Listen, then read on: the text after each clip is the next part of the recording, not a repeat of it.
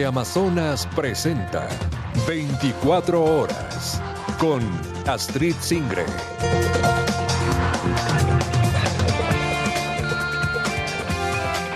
Amigos de todo el país, muy buenas tardes y bienvenidos a la emisión central de este sábado 31 de enero del 2026. Cerramos el primer mes de este año con mucha información para ustedes. Para mí es un gusto acompañarlos. Aquí empezamos. Este 1 de febrero entra en vigor la tasa de seguridad del 30% que Ecuador impuso a productos colombianos y el arancel recíproco de Colombia a productos ecuatorianos. La incertidumbre persiste pese a los primeros diálogos que se han dado entre ambos países.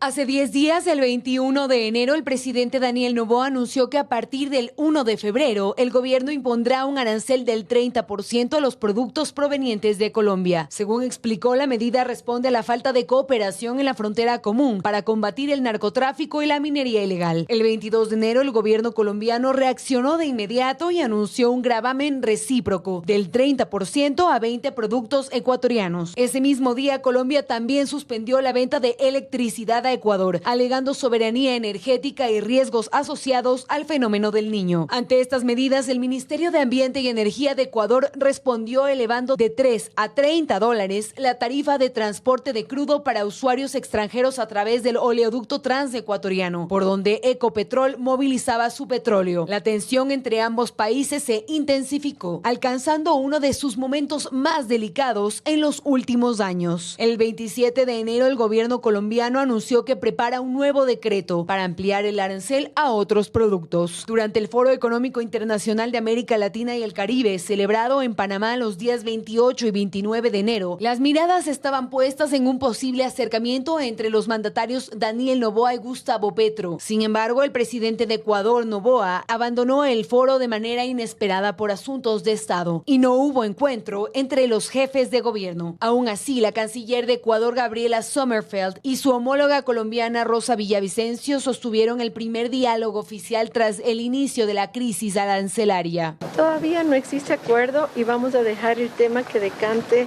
bajo la discreción que debe tener este tema por ser un tema delicado. ¿Pero se le pidió algo a Colombia? Sí, vamos a dejarlo ahí, conforme decante vamos a dar más declaraciones. Mientras tanto, este domingo entrará en vigencia el gravamen en los dos países. En el caso de Ecuador, el arancel colombiano a productos ecuatorianos incluye materiales metálicos, neumáticos, autopartes, insumos industriales, ropa, calzado y productos agrícolas, entre otros. María Gracia Chacón, Teleamazonas. Y hasta el puente internacional de Rumichaca llegan decenas de tractomulas para el ingreso y salida de mercancías a pocas horas de la implementación de nuevas políticas comerciales con Colombia. Jairo Jacome tiene los detalles a esta hora. Jairo, buenas tardes. Así es, ¿qué tal? Buenas tardes. Son docenas de tractomulas que están estacionadas en los ingresos al puente internacional de Rumichaca, tanto en lado ecuatoriano como colombiano, intentando cruzar mercadería antes del 1 de febrero. El movimiento por el puente internacional de Rumichaca se incrementó desde tempranas horas. Centenares de tractomulas intentaron ganar tiempo para cruzar la frontera con destino a las almaceneras de Tulcán e Ipiales para descargar la mayor cantidad de mercadería antes del cambio de las políticas comerciales entre Ecuador y Colombia. Todos los horticas están todos tratando de pasar todo lo que se pueda, ya, pues porque correctamente después vamos a quedar sin trabajo, se puede decir. Uno tras otro arriba al ducto internacional con diferentes mercancías, pero con una consigna similar: cruzar la frontera antes de la hora cero y evitar las nuevas cargas tributarias impuestas para el intercambio comercial. Claro, por eso es que todos los, tanto proveedores como los clientes de acá del Ecuador, pues están abasteciéndose para lo que más pueden, para pues no pagar los impuestos que desde el lunes ya corren. El gobierno de Colombia anunció la imposición de un arancel del 30% al arroz ecuatoriano como medidas para proteger la producción nacional y dentro del denominado plan de choque que restringe totalmente el transporte terrestre del arroz ecuatoriano. Sabemos que existen muchos negocios aquí en la ciudad de Tulcán que tienen que ver con el arroz, por ejemplo, y con distintos productos que hoy están afectados y que pues los comerciantes no se van a quedar cruzados de brazos y van a buscar alternativas. Y la alternativa pues obviamente más a la mano que ellos encuentran es el contrabando. La decisión responde a la tasa de seguridad del 30% adoptada por Ecuador sobre importaciones colombianas, modificando el tablero comercial para las dos naciones, con especial énfasis en la zona de integración fronteriza como la más afectada. Realmente nos afectaría en un 70%, creo yo, e inclusive podría obligarnos a cerrar nuestra actividad, ya que no tendríamos demanda de parte de los importadores ecuatorianos o exportadores colombianos de ocupar el servicio que nosotros brindamos. La incertidumbre aumenta por la cantidad de productos que limitarán su ingreso al territorio ecuatoriano por la tasa de seguridad, afectando al comercio, transporte y la cadena logística de la frontera, con cientos de familias que dependen de ella. Sí, pues nos quedaríamos totalmente sin trabajo aquí. Igualmente no podríamos llevar pues el sustento pues para nuestras familias. Las 8 almaceneras registradas en Tulcán están a tope de mercancías, apresuradas a nacionalizar su ingreso al país sin el 30% de la tasa de seguridad. Tanto comerciantes, agentes de aduana e incluso los mismos conductores están preocupados por los efectos que vengan a raíz de este conflicto comercial. Retornamos a estudios con más. Buenas tardes. Buenas tardes, Jairo, para ti también. Y estaremos pendientes de cómo se desarrolla este tema. Y en otros temas, se retoma la audiencia de formulación de cargos contra los detenidos del caso Jaque, que se instaló este viernes. María Gracia Chacón amplía la información desde el Complejo Judicial Norte. Adelante, compañera, te escuchamos. Buenas tardes, así es, en efecto, este viernes justamente los 10 implicados en el caso Jaque, los cuales se encuentran detenidos. Recordemos que el caso Jaque investiga una trama de corrupción, así como también de crimen organizado. Ellos fueron trasladados desde la Fiscalía General del Estado hasta el Complejo Judicial Norte para su audiencia de formulación de cargos, la cual inició a las 24 horas y se extendió hasta las 5:45 de la mañana de este sábado. Precisamente en horas de la mañana de este sábado también Pedro Abril, director de la Agencia Nacional de Tránsito, quien es uno de los detenidos también, emitió un comunicado asegurando que él en días anteriores, justamente el 20 de enero, ya denunció que existía una trama de corrupción dentro de la ANT, en la cual había cobros ilegales por trámites vehiculares y exigía que no se manche su nombre. No solamente eso, sino que también recordemos que los allanamientos por esta presunta red de corrupción dentro de la Agencia Nacional de Tránsito iniciaron este viernes 30 de enero. Fueron 19 allanamientos que se desarrollaron en distintas provincias del país, tales como Santo Domingo, Pichincha y también Imbabura. En estos se encontraron algunos indicios, tales como documentos, billetes en efectivo y también algunas evidencias que demostrarían, las cuales también evidenciarían que existían cobros ilegales a la interna de la Agencia Nacional de Tránsito. La audiencia de formulación de cargos estaba prevista a reinstalarse a mediodía de hoy. Sin embargo, la audiencia es de carácter reservado y al momento se desconocen de más detalles. Nosotros estaremos pendientes, es la 1:10 de la tarde, estaremos pendientes a los detalles y también de cómo se desarrolla la jornada. Regresamos contigo, Astrid. Gracias, María Gracia, por la información. En este mismo tema, tras los allanamientos de la ANT, hay malestar en los usuarios que tenían turnos para realizar trámites en la entidad. Según el ministro de Transporte, la agencia estará cerrada al menos 15 días. Con candados en las puertas y esta respuesta. Buenos días. La ANT y a nivel nacional está cerrado. Es lo que se encontraron decenas de ciudadanos al llegar a la Agencia Nacional de Tránsito para realizar sus trámites. Y es que debido al caso Jaque, en el que se investiga presunta delincuencia organizada, la entidad permanece cerrada. Tenía renovación de la licencia de la tipo A, pero me dicen que está cerrado. Igual asimismo toca reagendar lo que son los exámenes psicosométricos. No se puede pagar la matrícula, voy 6 meses sin poder pagar, pero me doy con la novedad que está cerrado. Don Pedro, por ejemplo, dice que desde hace 15 días intenta matricular su vehículo, pero no ha podido hacerlo debido a una multa que se genera en el sistema. De $280, pero ya está pagado. Sin que esté reflejando en el sistema y encuentro con la novedad que está cerrado, no ha habido atención. Por este problema, los municipios tampoco pueden continuar con sus trámites y quienes llegaron hasta la agencia de la AMT en el Bicentenario se van también con las manos vacías. Según el ministro de Transporte, Roberto Luque, el cierre de la entidad será de al menos 15 días hasta que se haga una depuración.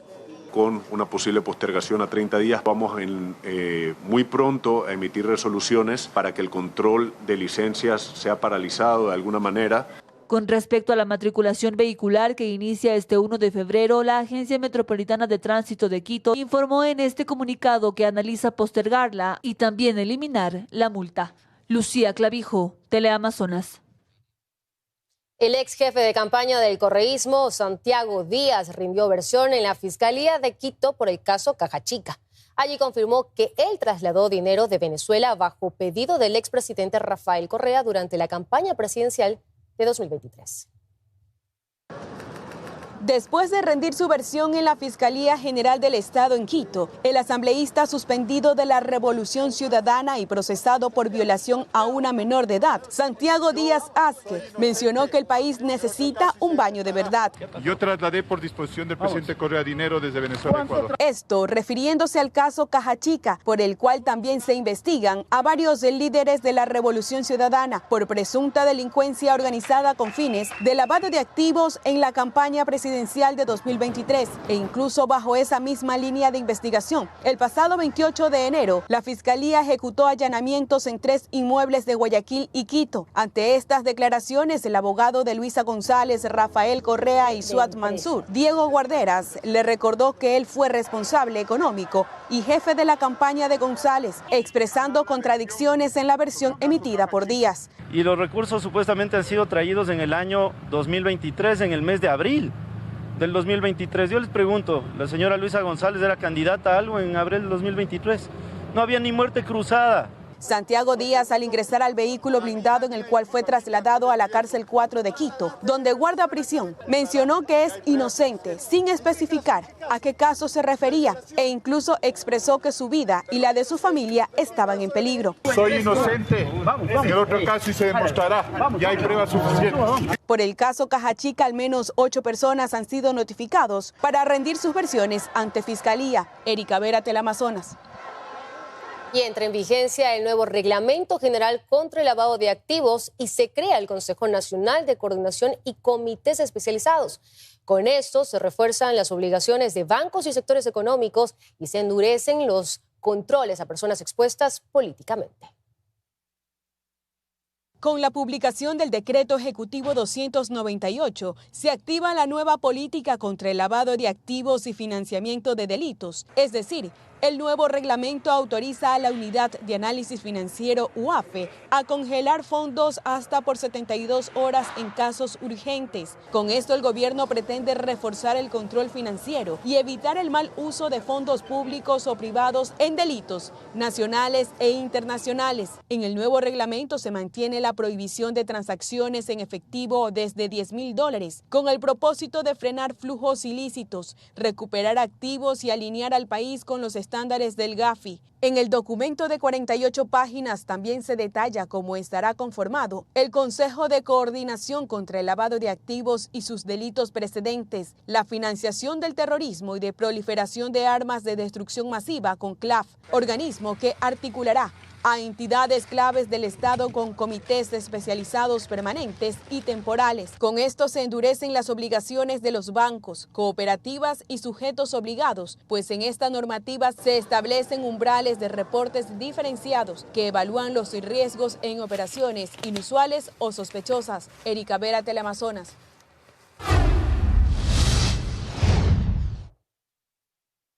Y en medio de la presión de Estados Unidos por el corte del suministro de petróleo venezolano y amenazas de aranceles, Cuba enfrenta un nuevo apagón masivo. El gobierno declaró a la isla en emergencia internacional mientras la Iglesia Católica se ofrece como mediadora.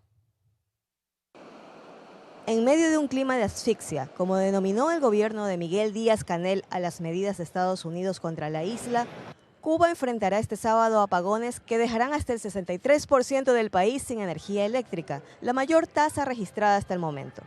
Se trata del segundo apagón máximo documentado. Implica además la tasa más elevada desde 2022, cuando comenzaron a divulgarse los datos oficiales sobre cortes de electricidad que sufre la isla por las frecuentes averías en sus obsoletas centrales termoeléctricas y la falta de divisas para importar el combustible. Esto ocurre horas después de que el gobierno de Cuba declarara una emergencia internacional tras la nueva orden de Estados Unidos que busca impedir los envíos de petróleo a la isla. El ministro de Relaciones Exteriores de Cuba, Bruno Rodríguez, afirmó que las acciones de Washington representan una amenaza inusual y extraordinaria, no solo para Cuba, sino también para la seguridad y la política exterior de otros países. A raíz de la captura de Nicolás Maduro, Washington presionó para cortar el suministro de crudo del país venezolano a la isla. A esto se suma el anuncio de aranceles a países que vendan o suministren petróleo a la isla al decretarla como una amenaza a la seguridad nacional de Estados Unidos. El presidente cubano Miguel Díaz-Canel aseguró que la amenaza de aranceles de Trump pretende asfixiar la economía cubana. Ante esto, la Confederación de Obispos Católicos de Cuba advirtió que las amenazas de Estados Unidos agravarán las condiciones de vida en la isla y ofreció su disponibilidad para mediar entre los dos países. Mientras en Cuba, las filas para cargar gasolina se alargan y la población está preocupada y expectante del impacto de esta nueva crisis en el país. Teresa Menéndez, Teleamazonas. En este mismo contexto, países comienzan a pronunciarse. Es así que la Cancillería argentina recomendó evitar o posponer cualquier viaje a Cuba en los próximos días debido al fuerte deterioro de las condiciones de vida en la isla. El comunicado advierte faltantes de combustible, cortes prolongados de luz, problemas de agua potable, escasez de alimentos y medicinas. También pidió a los argentinos que residen en Cuba mantenerse atentos a la evolución de la situación. Amigos, y con esta información es momento de hacer nuestro primer corte comercial, pero ya regresamos con más aquí en su noticiero 24 horas. Ya regresamos.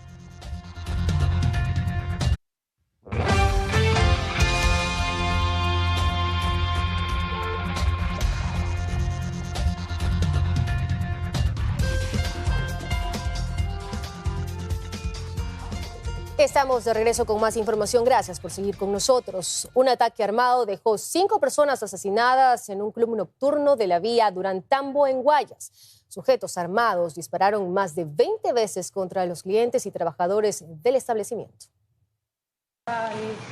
Un nuevo hecho violento sacude al cantón Durán.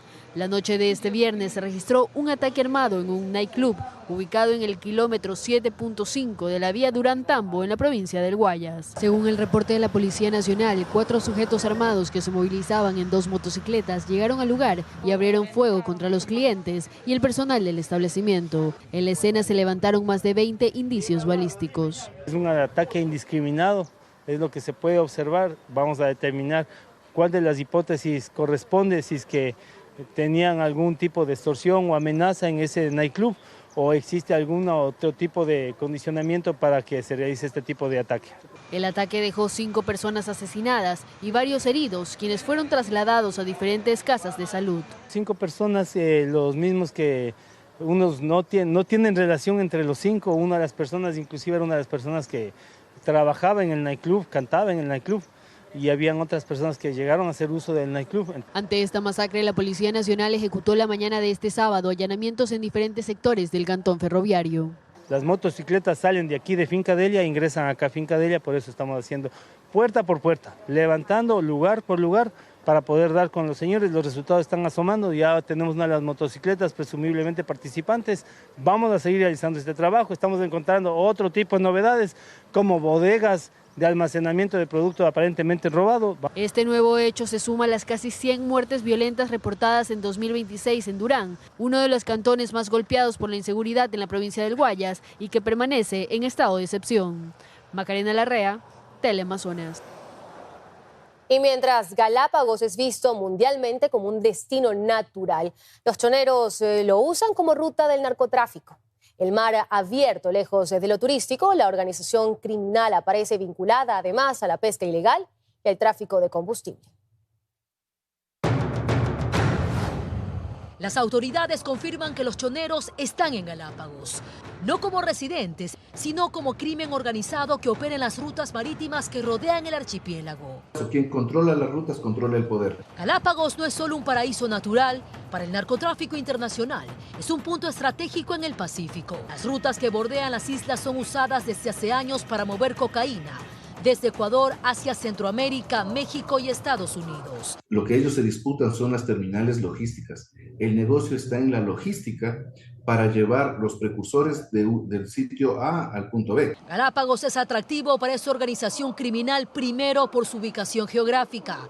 Sirve como referencia natural en alta mar y conecta rutas internacionales. Segundo, porque el negocio no necesita tocar tierra. Las entregas de droga, combustible y especies se hacen en mar abierto. Tercero, por el alto tránsito de flotas pesqueras, que permite camuflar embarcaciones ilegales y mover cargamentos sin levantar sospechas. Así llegaron los choneros, extendiendo su poder desde puertos de Manabí, reclutaron pescadores, aseguraron embarcaciones y expandieron sus rutas hacia aguas cercanas al archipiélago. Galápagos quedó integrada al círculo criminal como eje estratégico del negocio. Las investigaciones confirman que las mismas rutas usadas para transportar cocaína se utilizan luego para pesca ilegal de tiburones y tráfico de combustible. Entre 2024 y 2025, autoridades ecuatorianas y guardacostas de Estados Unidos incautaron 27 toneladas de aletas de tiburón. En ambos casos, los tripulantes eran ecuatorianos. Que eso, si bien no es un mercado que para nosotros sea atractivo, pero para otro tipo de países es atractivo. Nosotros en Ecuador no consumimos aletas de tiburón. Entonces, ¿cuál es el país de destino de eso? Que son los países asiáticos. Y hay un dato que explica por qué Galápagos es tan codiciado. Más del 80 y hasta el 90% de la economía del crimen organizado se mueve por mar. Droga, especies y combustible circulan por el mismo corredor. Un doble o triple negocio que maximiza ganancias. Expertos advierten que los choneros dominan el narcotráfico marítimo ecuatoriano. Pagan entre $10,000 y $30,000 por viaje. Usan GPS, motores de alta velocidad y convierten el océano en su principal territorio. Catalina García, Teleamazonas. En otro tema, miles de personas marcharon en Minneapolis para protestar contra las redadas migratorias del gobierno de Estados Unidos. Esto tras la muerte de 2 activistas baleados por agentes federales en operativos de migración. La jornada, llamada Apagón Nacional, fue convocada por grupos a favor de los migrantes y contó con la participación del músico Bruce Springsteen, quien rindió homenaje a las víctimas. Los manifestantes exigen el fin de las tácticas agresivas de agencias como el ICE y mayor justicia tras los hechos que encendieron las indignaciones en la ciudad. Vamos con un tema bastante conmovedor. La madre del niño ecuatoriano, Liam Conejo, quien permanece detenido junto a su padre en un centro de detención en Texas, reveló qué ocurrió el pasado 20 de enero, día de la detención del menor de 5 años en Minnesota, Estados Unidos. Agentes del ICE usaron a mi hijo como carnada para detenerme también, relató Erika Ramos en una entrevista con una cadena internacional. Además, aseguró que la versión oficial de las autoridades no coinciden con la que ella presenció. Según explicó, su esposo Adrián Conejo fue detenido cuando regresaba a casa tras recoger a su hijo en la escuela. La madre de Liam narró que el hombre fue interceptado frente a su vivienda y esposado por los agentes mientras el menor permanecía dentro del vehículo llorando. Yo presencié la escena desde la ventana. Tenía miedo que también me detuvieran, afirmó. El caso de Liam generó conmoción internacional y sigue bajo la mirada del mundo. Y como consecuencia de las redadas migratorias del ICE, migrantes que laboran en Estados Unidos abandonan sus trabajos por temor a ser detenidos y deportados, mientras que al aeropuerto de Guayaquil continúan llegando los ecuatorianos expulsados de Estados Unidos. ¡No! ¡Déjenlo! ¡Déjenlo! ¡Está trabajando! Esta súplica no impidió que Constantino Gómez, migrante mexicano que trabajaba como jardinero en el condado de Orange, California, en Estados Unidos, sea detenido por agentes del ICE. ¿A quién le marco, señor? Lo que sería una jornada normal de trabajo para Constantino y su hijo se convirtió en boleto directo a la deportación. No me dijeron, yo estoy estamos trabajando con mi hijo, pues, y cuando nos dimos cuenta ya estamos revientos y ya me agarraron. Su esposa, también mexicana, y sus 3 hijos que nacieron en Estados Unidos, ahora ven como un hogar de más de 20 años se separó. Él no estaba haciendo nada malo, nomás para mantener a su familia. Es este preciso hecho que atemoriza a miles de migrantes que residen en Estados Unidos, pues son los que se ven obligados a abandonar sus trabajos, a pagar a personas que viven legalmente para que compren víveres, utensilios e incluso medicinas, ya que ellos no quieren salir.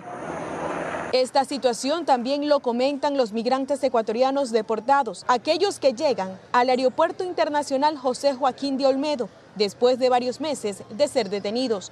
Uno estaba siguiendo un asilo, estaba pagando taxas, estábamos con permisos de trabajo, con licencias, absolutamente con todo normal. Pero lamentablemente pues ICE no tuvo compasión. Y es que ellos no solo mencionan esto, sino lo que viven en los centros ICE. La limpieza, no estaba limpio las celdas, tenía telarañas, rotas las ventanas. Cuando llegué a Luisiana dormimos en el piso. No le deseo eso a nadie. Erika Vera, Teleamazonas.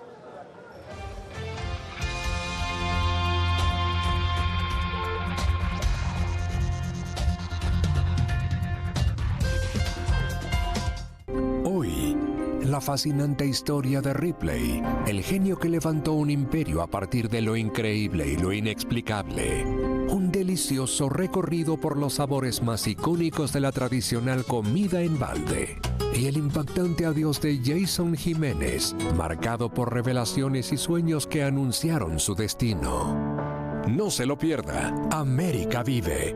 Hoy, 10:30 de la noche. Teleamazonas. ¿Sientes que te enfermas de todo y nada te cura? Mal aliento, lengua blanca o alergias raras. Crees que son defensas bajas, pero es peor. Tu cuerpo se está volviendo un nido de hongos y superbacterias resistentes. Los antibióticos comunes de farmacia ya no les hacen ni cosquillas. Necesitas exterminarlos con Orega Pure. Es el antibiótico más letal de la naturaleza. Penetra la membrana del virus y la bacteria y la revienta. Además, crea un escudo biológico en tu intestino que impide que la cándida y los parásitos vuelvan a colonizarte, cortando el mal de raíz. Tener una infección silenciosa es dejar que te coman por dentro. Si no limpias tu sistema hoy, el daño a tus órganos será irreversible. Tu sistema inmune no puede pelear solo contra esta invasión. Orega Pure, la defensa total contra bacterias y hongos. Llévalo hoy por lanzamiento a solo $20. Encuéntralo en las farmacias y centros naturistas en pantalla. Recuerda, Orega Pure de American Natural, en frasco de aluminio. Un producto más de American Natural. Revista Mundo Diners nos envuelve, nos presenta otras realidades, otros sueños. En nuestra edición de enero, le revelamos cómo será el barrio chino en Guayaquil, un espacio que promete mezclar historia, memoria y comercio. Además, inauguramos el año revalorando la obra de la artista conceptual Irene Cárdenas. Somos un mundo de cultura, reflexión y entretenimiento. www.revistamundodiners.com.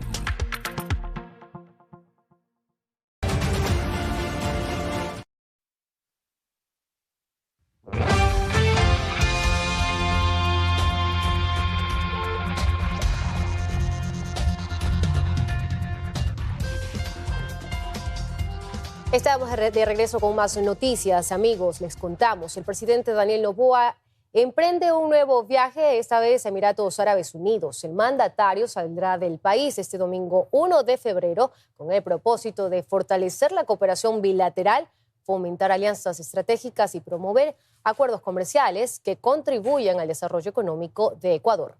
Noboa tiene previsto retornar el próximo 5 de febrero al país.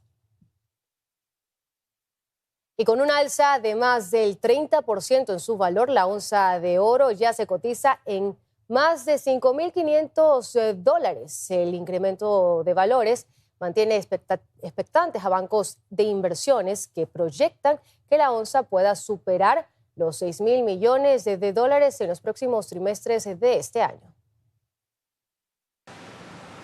Superando su propio récord, la onza de oro en menos de 2 meses incrementó $1,200 al costo con el que cerró el 2025. La onza de oro pasó de $4,300 a más de $5,500, valor que aumentó el interés de bancos e inversionistas a nivel mundial, pues ni las guerras ni las tensiones geopolíticas, ni la impredecible política de Estados Unidos debilitó al oro, según World Gold Council, organización que representa a la industria internacional del oro. Los bancos centrales internacionales en el 2025 adquirieron 863 toneladas de oro, cifra superior a las compras ejecutadas en la última década. Es decir, esa demanda alcanzó los $555 mil millones, lo que representó un incremento interanual del 45% en el mercado del oro. A las proyecciones de tasación de oro se suma la de Deutsche Bank, que menciona que el oro alcanzará los $6,000 en los próximos trimestres del 2026. Otro metal precioso que en su costo reflejó el alza es la plata, pues en los primeros 15 días de enero una onza estaba valorada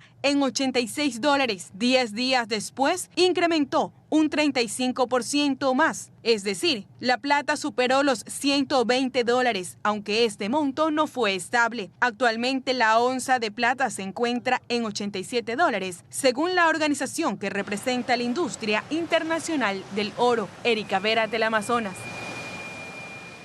Y tarifas exorbitantes impuestas por los municipios de La Libertad y Santa Elena generan el rechazo de la comunidad afectada. Esto luego de que la empresa Aguapén EP asumiera el cobro de la tasa de recolección de basura antes a cargo de CNEL. La variación en las tasas de recolección de basura han causado sorpresa y malestar en parte de los habitantes de la provincia de Santa Elena. Uno de los afectados es Simón Bernabé, un adulto mayor de 75 años, a quien le refleja un monto de $55.56 por pagar, y hay otros casos similares. La recolección de basura, ¿por qué tienen que cobrar demasiado? No socializan nada, sino que sorprenden con su aplicación de las tasas municipales en este caso. Una tasa elevada de 251,12, que ahora en este mes se sumó a 505 con algunos centavos.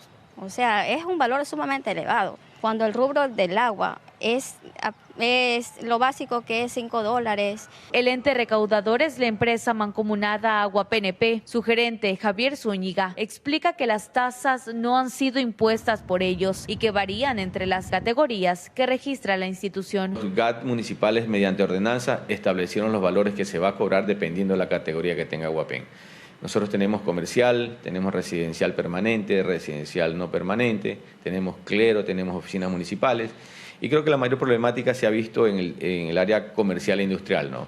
Entonces, nosotros como Aguapén EP estamos prestos para aceptar todos los reclamos de la ciudadanía. Los cantones con mayor número de denuncias por las altas tarifas son Santa Elena y La Libertad. Pese a solicitar entrevistas con el presidente del directorio de Aguapén y alcalde de La Libertad, Francisco Tamariz, y la alcaldesa de Santa Elena, María del Carmen Aquino, hasta el cierre de esta emisión no tuvimos respuesta. Sin embargo, por redes sociales, el presidente del directorio anunció que hasta que no se atiendan y resuelvan todas las solicitudes de los usuarios, no se procederá al corte del servicio de agua potable en ninguno de los 3 cantones. En Santa Elena, Milipico, Teleamazonas.